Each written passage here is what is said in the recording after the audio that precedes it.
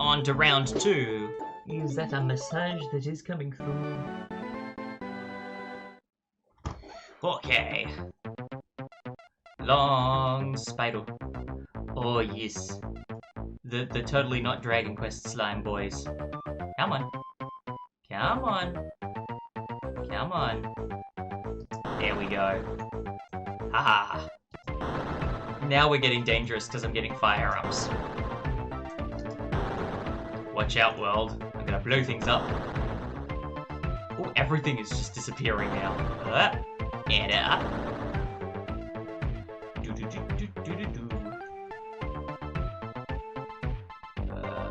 Come on.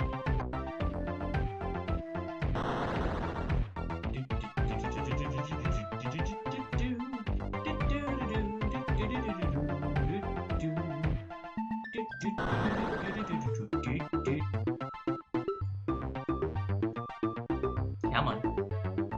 Gotcha. Alright, now I just need to find the exit. Which, given how much flame I've now got on these bombs, won't take long. Long. Spire with other. Oh, I've still got Metal Wall, yes. And Metabomb? And Metabomb. Yes, which means that one. Beautiful. Ooh, old man! Thank you for points, old man! Thank you very much for old points, man. Man points. Man points. I don't even know what I'm saying anymore. Good fun. Yep. Come on.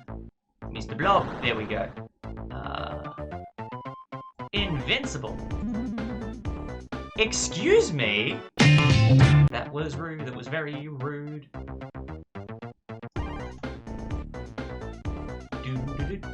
Oh, and now I've lost my remote bombs. So that's gonna be fun to work with. We can make it work though.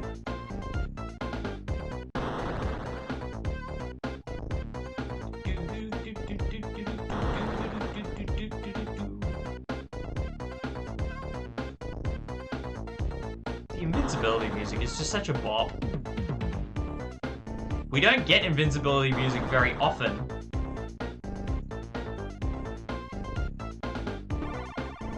And it's great because it's a remix of the music that you would get when you pick up a power-up in the original.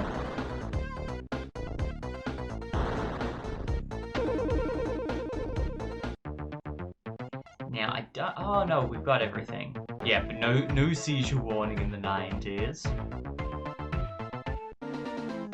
That's because again, Porygon. Or even the death screen in Zelda 2, come to think of it, had the same problem.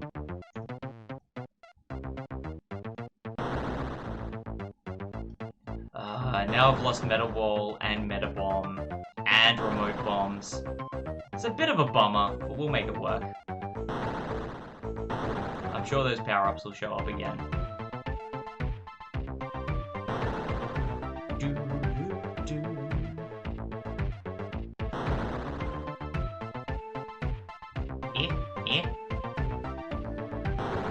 Where are you going?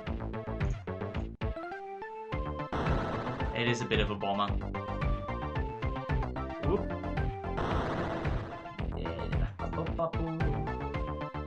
There we go.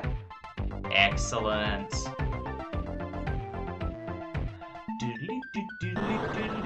Okay then.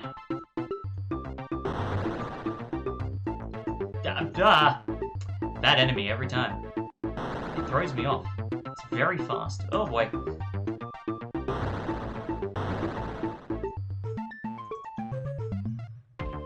Come on.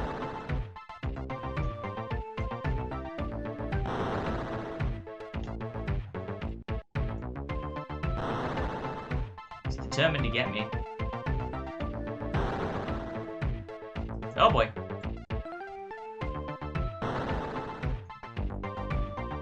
Come on. Come on. No.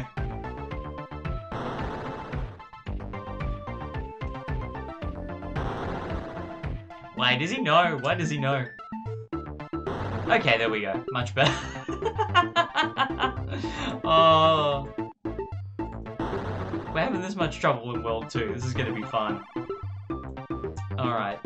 Yeah, I didn't get a power up yet, have I? I found the exit, at least. Yeah, it's been a bit of a butt. Look for the glowing trees. Excellent, another bomb. Perfect. Ah, boom, boom, boom. Now, as good as it is that this is so destructive, without remote bombs, this is going to get very dangerous. 1 minute, 37 seconds later. For as much as I've played this game, I don't know what the trigger is for that to... What is his suit? It is a ball with a belt on it.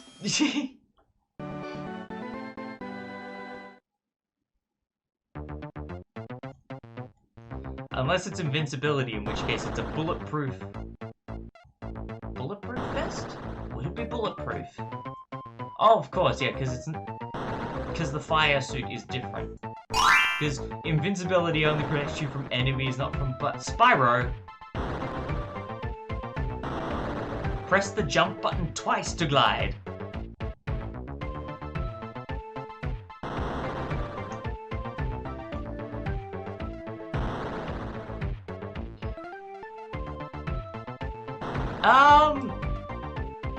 Racing driver more so.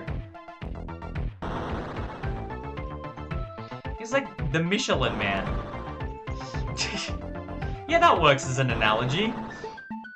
Somewhere between the Michelin Man and a deep sea diver. And a race car driver. Actually, no, race car driver's good. Actually, you know what it is? It's also a bit like a gridiron suit, actually, come to think of it. Because I know one of the arcade games, they sort of show the poses that he's in. It kind of reminds me of like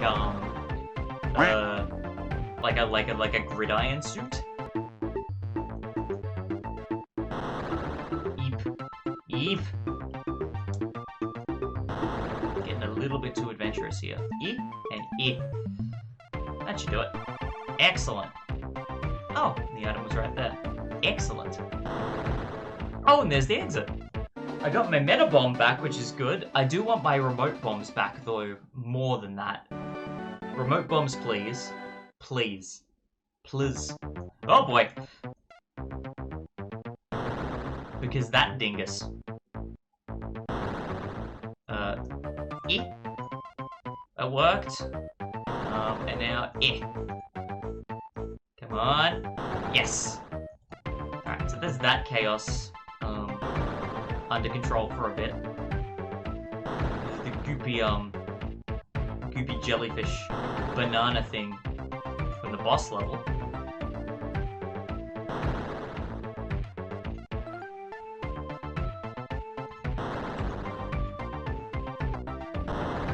But yeah.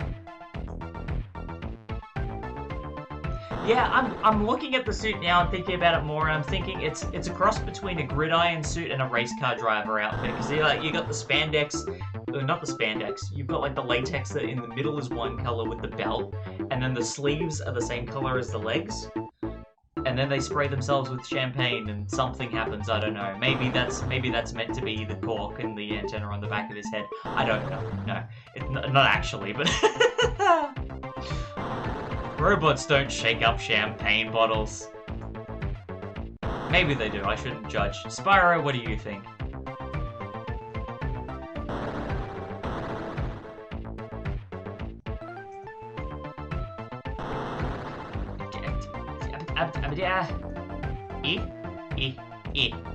Come on. Where are you going? Where'd he go?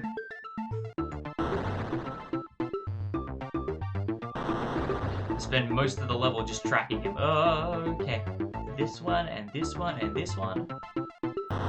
There we go. We at least found the exit. That's good.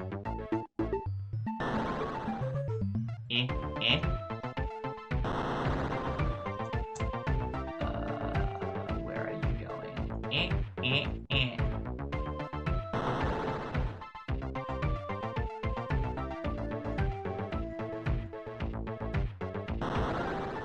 Oh, remote bombs, yes! Thank you very much. This is good. Now when you go somewhere... He's hesitating now. Where is he going? There we go. Yeah! There we go. Perfect. This is good. Now that I got my remote bombs back, hopefully things will get back under control swiftly. Beautiful, beautiful, beautiful! Right, I just got my remote bomb, so I should have everything in the level now. Yeah, okay, awesome. So we can go to the next one. Easy done. Am I already through my copy? Wow. That was nice and quick. Lovely. Okay, 2-6, let's go. Oh boy!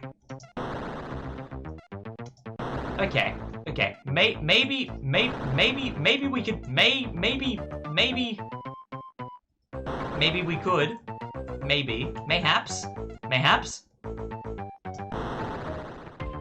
Spyro, no. No, Spyro, don't do it. Don't do it. I'm watching you. Whoa! Yeah, that was a good combo. Lovely. Google tells me nothing about what he is wearing. Yeah, it's funny. I remember quite some time ago there was a question about, is BomberMan actually a person? Or is he a robot? And if you want to get hyper-technical, technically he was a robot, and his whole quest in the first game was to escape the robot factory and become human.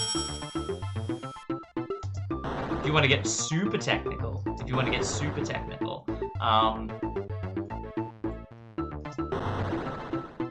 but no, he is a robot because when he gets blown up by his bombs, he then explodes like a bomb. Because that's where he stores all of them, in his body. He produces bombs.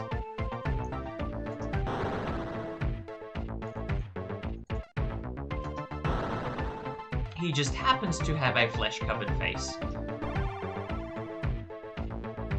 Yeah, that'll be an extra life. Nice. I'll admit, I was hoping for Metal Wall, but I can work with that. And what's even funnier, we want to talk old games and trivia that possibly no one asked for. In the NES version of BomberMan, yeah, Mario, you hit him, you get coins, yeah.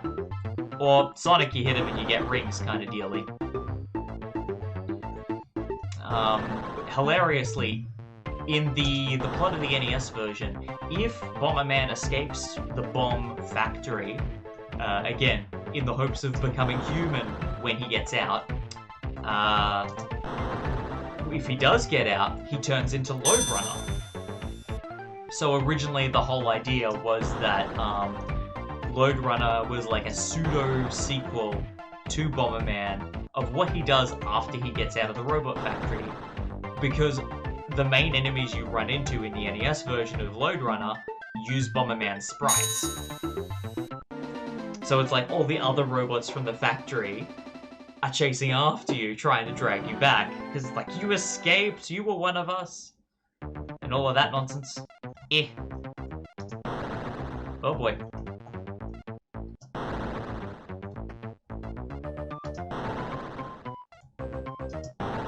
There we go. Whoa. Boy. Oh boy. Oh boy, oh boy. Oh boy, oh. Where are you going? Where are you going? And it's funny because that was mostly just a tie-in that they were doing for the NES version. It's not actually... I don't know if it's canon, but it does get referenced in a couple of other Lode Runner games. Whether it gets referenced in other BomberMan games, I can't tell you for certain. But any ports of the original NES BomberMan usually keep that little tidbit intact. Remakes like this one, not so much, because usually the plot has changed in some capacity. But on the same platforms that this game released on, there was another Lode Runner game that got released.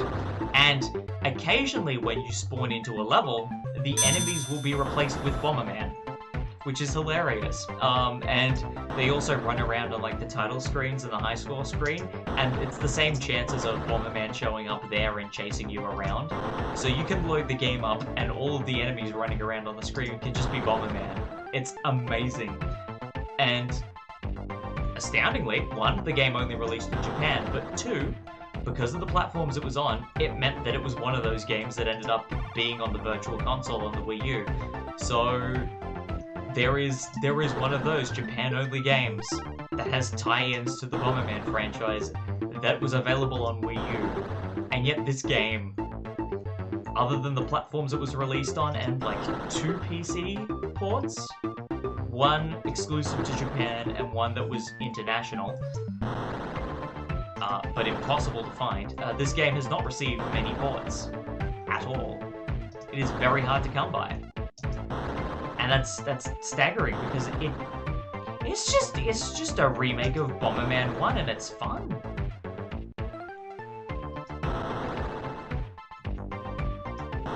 All right, cool. Well, we got everything, which is good. Oh no. We got these ones. And a boom and a boom.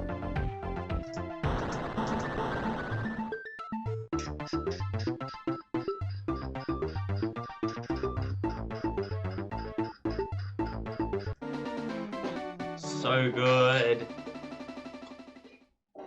Alright, I think this puts us at the next boss. 2-8, I think, is a boss.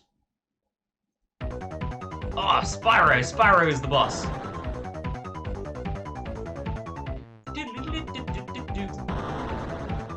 There is a jelly over here.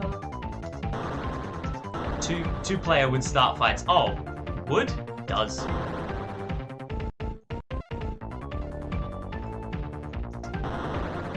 But it's crazy because, like, BomberMan is so well known for its multiplayer, but there was a time when BomberMan was only a single-player game, which is crazy to think about. With this crab, there we go. Never underestimate the crab boss in any BomberMan game.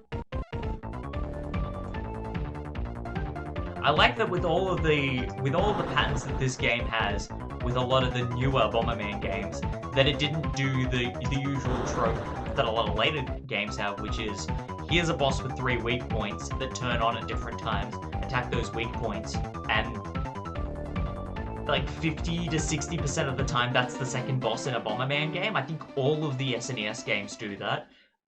Both of the DS games do that, and the PSP game does that, and I think Super BomberMan R did it as well. No, it didn't. It actually changed it up. It actually did change it up.